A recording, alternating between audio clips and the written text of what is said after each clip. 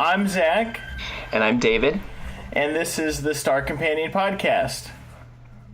This is a podcast where Zach and I will be trekking through the Star Trek universe, one episode at a time. Trekking through the timeline, actually, of Star Trek. Yeah. And because we're going by the timeline, we're starting with Star Trek Enterprise, which is the prequel to TOS. And then TNG, then DS9, then Voyager. Yeah, you know the drill. It's a little Star Wars-y, you know. They came out with 4, 5, and 6 first. You know, go back to 1, 2, and 3 and mess up 8, 9, and 10. But unlike Star Wars, we will not be messing up. Well, actually, Star Trek never really messed up any of their prequels or sequels. Depends on who you talk to. But yeah, in my opinion as well, I think they've pretty much fucking always nailed it. Yeah, and this whole podcast, I think, kind of grew out of our observation that the Star Trek universe is far superior to the Star Wars universe. 100%. And I grew up to my mom and dad watching Enterprise, so I was always kind of familiar with it. Then You mean Next Generation, right? Oh, I'm sorry. Yeah, I mean Next Generation. And then flash forward like 15 years, and I'm 19, and I'm living on my own, and I need something to go to bed to. And so I'm like, you know what? Let's do Star Trek. So I put on TOS, and I would go to bed to TOS for a couple of years.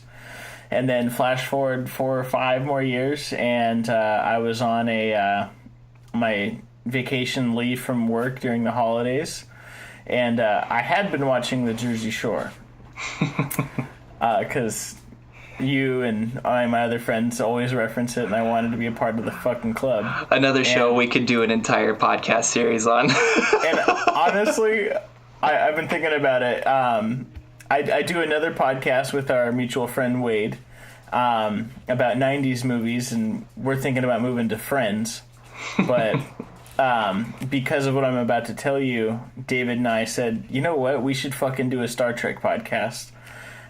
So instead of watching Jersey Shore, I've always wanted to get into Star Trek. I've always wanted to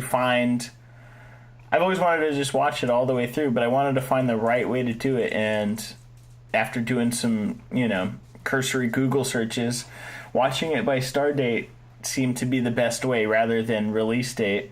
And I am myself all the way into the 3rd season of DS9 now, and the 1st season of Voyager by Stardate. And it's been, honestly, maybe one of the best things that ever happened to me. Yeah, I remember when you picked Star Trek back up again, and you stumbled upon the timeline was it on Reddit? No, honestly, I just Googled it. It's all timelines. I think it's the best iteration of it. Interesting, and we'll post that to our website as well. Yeah, actually, that's right. Along.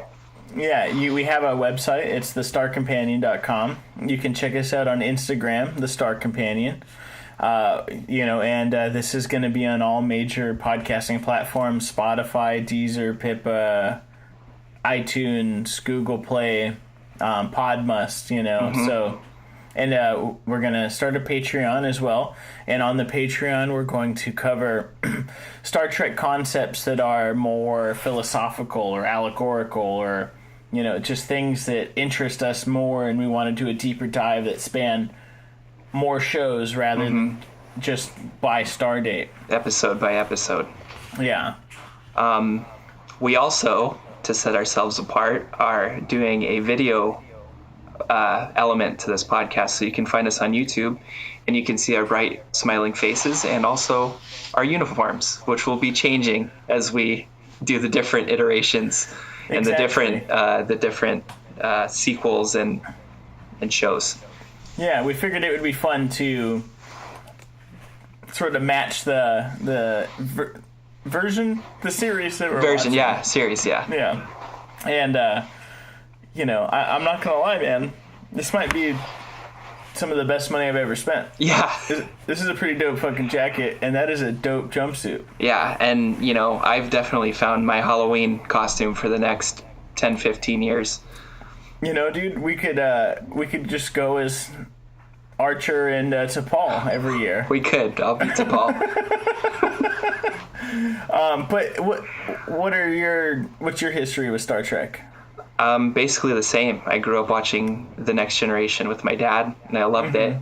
And as I grew older and Netflix came out, I have pretty much watched the entire original series. Prior to Netflix, the original series was really hard to come by. Yeah. Because they basically discontinued it. But yeah, I've always loved Star Trek, and I've always tried to convince my friends and people that I talk to that Star Trek is the superior mythos to Star Wars. Star Wars is cool because there's lightsabers and Jedi and the whole the whole Jedi versus the Sith dynamic. But Star Trek is so much more cerebral, and it's so much more than interesting effects, and Star Wars, unfortunately, I mean, 4, 5, and 6 was pretty cerebral, but afterwards they've just had to rely a lot on special effects and they were laying turds and being Disneyfied. That's right. Pretty early on. That's right. And for background's sake, David and I have been friends for at least 15 years now. Yeah. And I can attest to the fact that he has always said the Star Trek mythos is better than the Star Wars mythos. And it's been a long grind with some people. Not you. You've always had kind of a predisposition towards Star Trek, but some of my other friends and family that I've talked to are like, I don't know, but some of them have finally come around and been like, you know what, Star Trek is superior, and rightfully so. Rightfully so. It so is, and as you were alluding to, I think the beauty of Star Trek is that most of the story is done through exposition rather than through effects. That's right. There's a real interpersonal relationship that kind of drives the story as they go through different allegorical themes or themes of the day. They tackle AIDS, they tackle xenophobia, they tackle racism, and all of those three things are in Enterprise. I gotta say it's a really, really fun experience, and I think we're both very excited to share this with you and go on this journey together. I agree. Our voyage begins with season 1, episode 1 of Enterprise. The maiden voyage of the USS Star Companion. That's right. On its mission to seek out new episodes and new points of views. So the title of this episode is Broken Bow, and it's parts 1 and 2. Do you have a star date for it? I do. Star date 4/1/6/2151. And so we begin. We'll start with a summary of the episode. So the episode starts with a Klingon ship crashing into a cornfield in Oklahoma, Broken Bow, Oklahoma, surprisingly. Or maybe not surprisingly. And we see a Klingon passenger emerge from the wreckage, and he gets chased through the cornfield by 2, at the time, unknown agents. And these agents follow him into a grain silo, and the Klingon gives him the old slit and jumps out of the silo and shoots it with the phaser and blows it up spectacularly. Killing the unknown agents. Quite spectacularly. Quite. There's a bit of slow-mo at this point, and the Klingon, jumps as the silo explodes. The farmer hears this commotion, and obviously distraught that his grain silo is blown up, approaches the Klingon with his space rifle. His chromed out space rifle. And that's how you know it's the future, is it's made out of chrome. And stuns the Klingon, wounding him semi-mortally, I would say. You want to take it from here? Sure. For and a few moments? Yeah, after the Klingon is mortally wounded, I think I think maybe we cut to young Archer, with his dad, and his dad's been working on the warp drive, and real quick, young Archer is a turd. He's the kid that probably had a roller backpack and you beat up as a kid because, he didn't want to come out and play ball with you. He wanted to stay in and build models. And nerd alert. There you go. That's strong words coming from two dudes doing a Star Trek podcast. But and strong words coming from two dudes who idolize Archer. Dad, if you will. He's dad. He's totally dad. He's definitely dad. Strong jawline. Wry smile. Yep. That good heart. Heartwarming grin. Stern. He likes to play fast and loose. Kind of plays by his own rules, but he's not quite Kirk. He's a real space cowboy pre-Kirk. Yeah, pre-Kirk. He's kind of a intermediary between maybe Kirk and maybe Jean-Luc Picard a little bit. Jean-Luc Picard is a bit stern and cold sometimes, but Archer makes up for that, and he's a lot more heartwarming. Archer lacks all the refinement. Yeah, he does. that Picard has. Yeah. And then, at which point, the Klingon is being worked on by our soon-to-be doctor of the Enterprise. And Archer finds out that, I think it's Admiral Forrest says that the Vulcans are going to take him back to Kronos. No, they're going to kill him. Oh, they're going to kill him. That's right. They say that he's going to be a corpse. And he goes, corpse? Is he dead? And he goes in there and he goes, is this man dead? And then he goes... Dad gets indignant. God bless Dad. And then Archer says, we're ready. It's time. We're going to take him back to Kronos. He got shot on Federation... Human. Earth, human soil. Because this is pre-Federation. And then he... rounds up a crew. He gets Hoshi. Trip he already knows from working. He's going to be the chief engineer. He asks Phlox pretty much then and there if he wants to be the doctor. And then they go on. They gather everyone together and they take their maiden voyage. At which point Archer goes... What does he say? He says, I got it written let's down. Go. Yeah, he goes, let's go. His version of engage or make it so, or do it. And then, do you want to... Yeah, sure. So, in addition to Commander Trip Tucker, the engineer, main engineer, there's, like you said, also Hoshi Sato. She's the communications officer, and she's in charge of the universal translator. She didn't invent it, but she would be... I guess would be considered like the guru of it, maybe the preeminent developer and wielder of the universal translator. Yeah, she knows something like 20 languages. Yeah. And she, when we first see her, I think she's teaching a group of people Klingon at the time. Correct.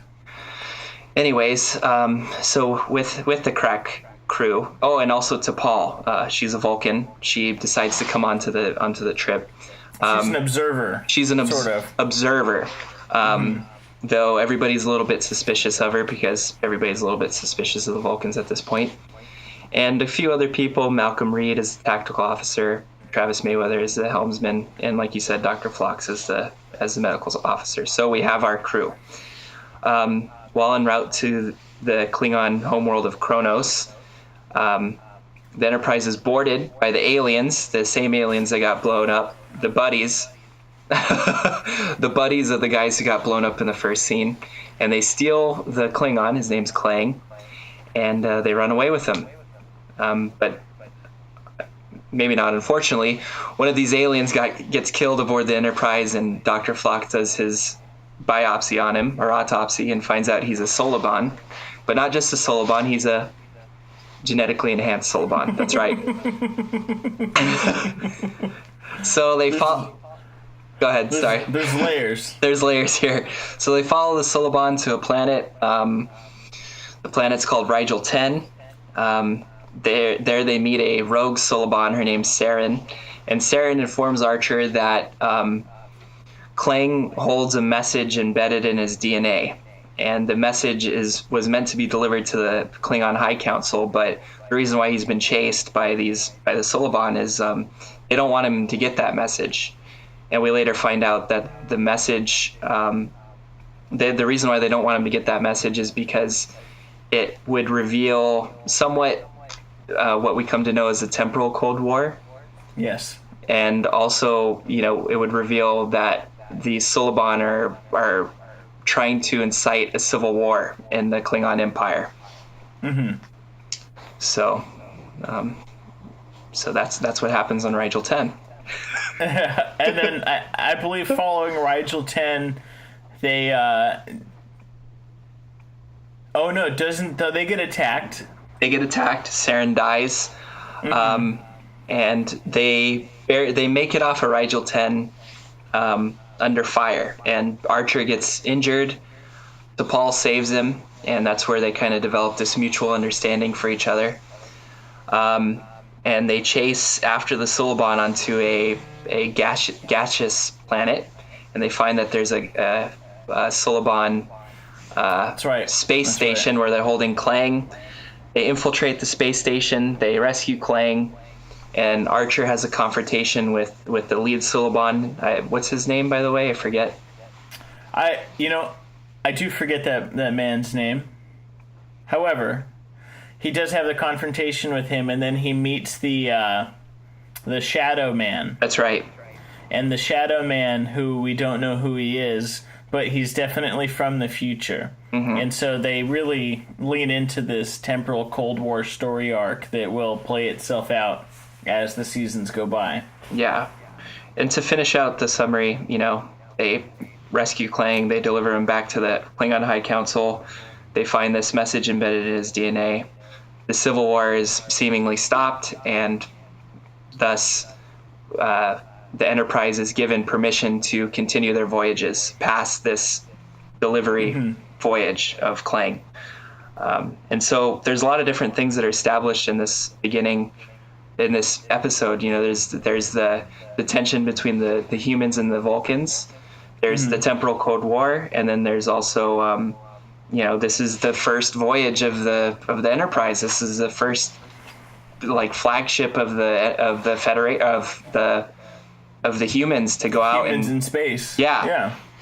And this episode really does hit a lot of marks, and it's Berman's original idea for this episode in this series was to have the entire first season set on Earth as humanity's first ever warp starship was constructed. And it was soon decided that would be too far removed from the style of the franchise as a whole, and so that premise was redrafted. However, Brandon Braga and Rick Berman said their goal, as lofty and as pretentious as it sounds, that's a quote, was to do the best pilot ever for Star Trek. And do you think they achieved that? So I did just watch the pilot for Voyager mm-hmm. Yesterday, actually. Mm-hmm. And I think they did, man. They hit damn near everything. There were unknowns. Mm-hmm. There was new stuff that we'd never seen before. Mm-hmm. It's the first voyage. There's Vulcans. There's Klingons. Mm-hmm. It all fucking happens. Like they hit the nostalgia. They hit the new. There's a little bit of updated graphics. Mm-hmm. And then it's just a lot of fun. Yeah. And this episode is in fact listed as one of the top 10 essential episodes. Really? From Star Trek 101. I would agree with that. I think it's if I can be cheeky here for a moment, I feel like it's an explosive first episode. Like there's just so much that happens in the episode, and that's probably why the synopsis took a little while. But mm-hmm. nonetheless, there's, for me, the big things that I liked in this episode is that they establish a lot of continuity in the universe. Yes. The this is kind of building on what happened in the movie Star Trek First Contact, where they're building off the story of Zefram Cochrane and the first warp drive.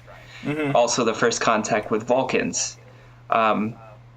We see, a couple hundred years after the events of First Contact, that the humans are getting sick of the Vulcans at this point. They're like, you guys have been watching over us long enough. Let's go out in space. Like, let's quit treating us like kids. Yeah, exactly. And then they really set up these real life concepts of xenophobia and racism, mm-hmm.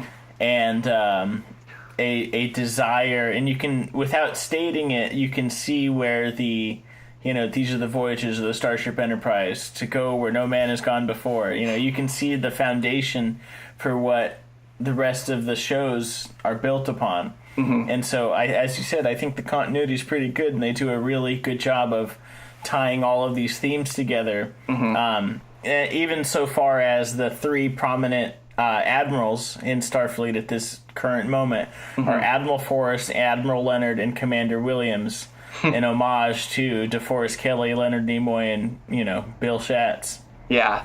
And then one of the Vulcans from the High Command is called Toss, which is from a reference to is that really? Original, yeah.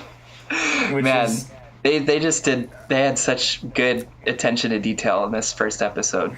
Exactly, just nuggets, little things to eat up. And if you like Star Trek, it's a good start, mm-hmm. and it's fun, and it's totally enjoyable, and it had higher ratings than the finale to Voyager, mm-hmm. Which means people were still hungry for some Star Trek. Right. Which, if you stay with us on this voyage of the USS Companion, you'll find out that Enterprise doesn't last as long as the others. Yeah.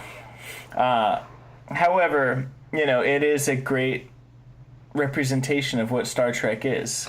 And it's also a good representation of the time that it was created, because, this, at the time when this episode aired, it was 2001. It was literal days after 9/11. Yeah. And it was when it aired. And, like you kind of mentioned beforehand, like there's the whole, xenophobia angle, which is, the tension between the humans and the Vulcans, mm-hmm. And also the tension, well, maybe not the tension, but, the humans' inability to understand other cultures. Like the Vulcans are content to let Klang die because it's honorable for Klingons to die in battle. Yep. But, it doesn't sit well with Archer. It doesn't sit well with Dad. Dad can't. Yeah. Dad's not having it. Yeah. I mean, you can't just let a man die. No, he can't. What else? He's clearly got an alien family to go home to. Yeah. An alien family and a white picket fence on Klingon, or on Kronos. I mean, to expand on that further, also, when they land on Rigel 10 and Trip sees that the Larillian child being weaned off of that gas that he's breathing in, he doesn't understand that. He thinks that the mother is like choking. Torturing or choking, yeah. But really, the mother's just weaning him off of, I think it was methyl oxide, the air that they breathe. And so, the xenophobia and kind of the humans' lack of understanding of other species, mm-hmm. It works really well in this episode, and it also fits into the continuity of things as well, because this is their first voyage. Like they don't know what's going to happen in space. They don't understand that there's going to be different traditions and cultures. Yeah, and it's I don't know if captivating is the right word, but it's definitely interesting to see the foundations of what is to come for all of Star Trek, and why did Kirk act the way that he did? Why did Picard? What is the Prime Directive? Mm-hmm. There's no Prime Directive yet. There are no protocols set, and so seeing this early take on it all and the creation of a world that's already been created it's if you like Star Trek, it's awesome. Yeah, you'll like this episode. You know, I think my biggest gripe is those flashbacks to Archer as a kid are so ham-handed. Yeah, they really are. You know, they're like, hey, throw a sepia filter on the bitch and let's just move on. It's going to be great. But Dad, Ambassador Pointy, we don't call him that, son. Like, it is kind of ham-handed now that I think about it. Ambassador Pointy, you know, it's a Vulcan, son. They could probably kill us all. Mr. Logic over here. You know, and I don't think the whole Decon Gel scene was wholly necessary. I don't either. You know, that's a very, like, it's 2001, we need to sex this up. Yeah, and, you know, the Jolene Blaylock, yeah, her. To Paul, you know, her nips are just, they're hard. They're harder than any nips I've ever seen in my life. Yeah. And, you know, and it's just necessary. Entirely unnecessary. It's literally like, we got to get the teenage boys. We got to get the young fans. Yeah. You know, and yet here we are, like, TOS, TNG, DS9, and Voyager were this far fucking in. And they're like, we need to get the new ones. Yeah. You know, let's get the young kids. It was unnecessary, but did I enjoy it? Yeah, I did. I did enjoy that scene. No doubt. No doubt. I think one of the last fun facts here is that Scott Bakula, he waited until after he and Paramount owned the property at the time, had read the episode's script before accepting the role of Archer, because he was told that when one of the main executives read the script, he immediately thought of Archer. And when Bakula read the script, it gave him a similar impression. Quote, they had me pretty much on the page when I got the pilot. And his approval, Bakula, of the script actually helped. The executive's approval of the script actually helped convince Bakula into committing to portray Archer over the course of the forthcoming series. And Bakula goes on to say that, quote, actually the monumental event of the first season for me was the pilot. He really liked how, physical it was. Which, I gotta tell you, sounds like Dad. Dad loves getting physical. He loves getting dirty in the mud, fighting for what he believes in. Playing fast and loose. The way only Dad could. Captain Fast and Loose. Yeah. You told me that a couple days ago, and I think, it's totally obvious that they wrote that for him in mind. He totally fits that just perfectly, and he's kind of almost like a Kirk, but he's not Kirk, and he comes off as older as Kirk. Yeah, exactly. He does. Yeah, that's a good point. Mm-hmm. And more level-headed than Kirk, but also still, you said, fast and loose, fighting for what he believes in. Dad's about it. Yeah. This also is, during the filming of this episode, Brent Spiner and Frakes visited Bakula on the set to give him advice on what it would be like working on the series and, what to expect. Mm-hmm. Which is, as we'll see as the season progresses, Star Trek, the bridge crew becomes a sort of family in the show and off the show. And, that's kind of the beauty of having actors in a television show. Because when you do a play or you do a movie, it's written and things just happen and mm-hmm. you do the role. But in a television show, each episode and each time you act in every iteration, you grow the character more. That character becomes more palpable, tangible, if you will. So the more they become a family, the more the show gets more, what am I trying to say? Traction.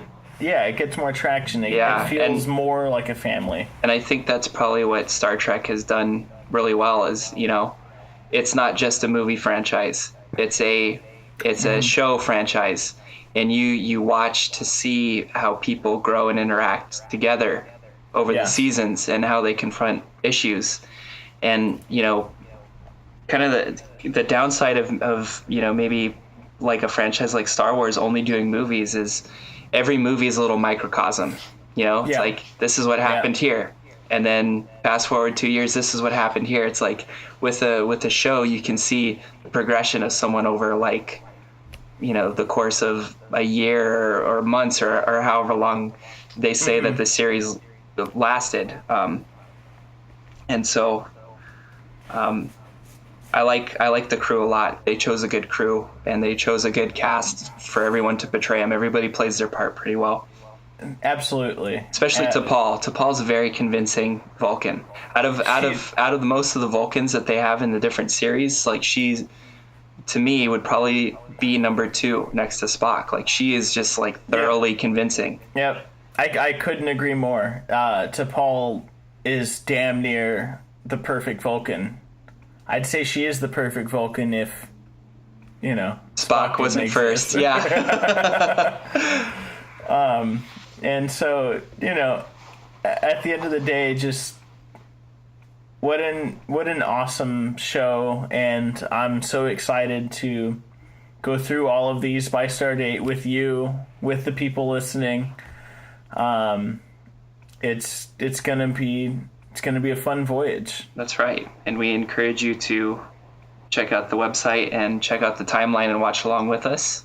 Yep, and that's thestarcompanion.com. And if you have any, thing that you think we missed or you want us to expand on, send us an email, and we probably won't read it or respond to it, but it's the thought that counts. I'm just kidding. Yeah. We'll respond and we will definitely respond. Yeah. and bring it up. And the email is thestarcompanion@gmail.com. That's right. And you can catch us at all major podcasting platforms, and we got the video component on YouTube. So if you're listening, we're on YouTube. If you're on YouTube, you can listen to us in the car on podcasts. Send us an email. We're on Patreon. We're going to be doing special philosophy, allegory, theory episodes. We've got some other stuff in the works as well. For those of you that are in LA, we're going to try and get together a Star Trek trivia night. Thank you all. Go ahead. We got a lot of big things coming. So thank you all for listening. This has been the Star Companion, and take care of yourself. Take care of yourself.